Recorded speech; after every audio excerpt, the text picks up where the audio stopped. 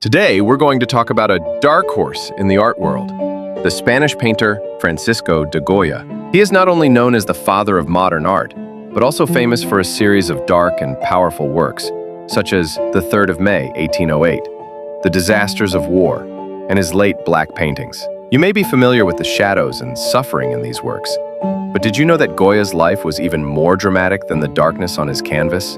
Goya was born in 1746, in an ordinary family in a small town.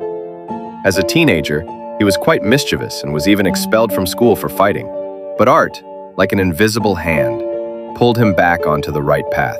He persisted in studying painting and, as a young man, was sent to Italy to absorb the nourishment of classical art. In his early years, Goya's style was bright and lively, especially skilled in frescoes and portraits. His works were full of strong colors and an atmosphere of optimism. With this talent, he gradually became the court painter of the Spanish royal family, painting portraits of nobles and basking in glory. However, fate gave him a dramatic turning point. In 1783, he suffered a serious illness that left him almost completely deaf. From then on, his style changed completely. Others might have fallen into silence, but Goya instead heard the darkest side of humanity.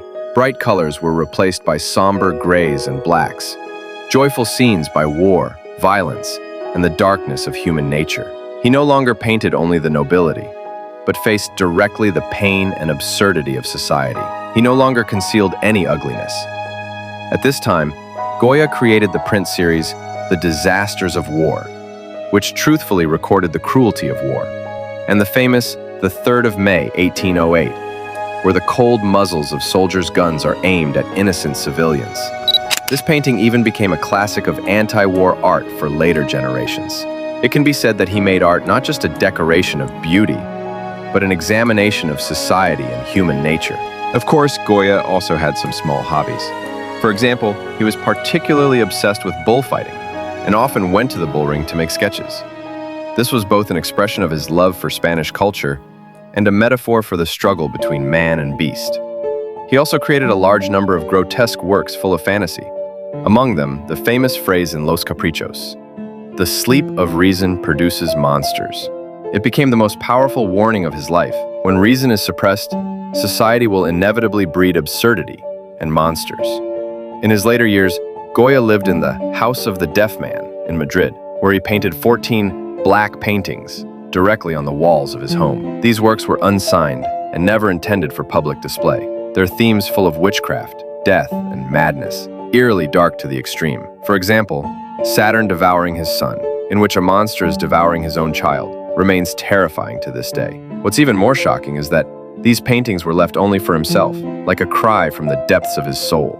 They were only discovered after his death, and they stunned the art world. In his old age, due to oppressive political conditions, Goya quietly left Spain and went to France. There he continued to paint, and even in his frail old age, he never put down his brush. His works were like his life, never yielding to darkness.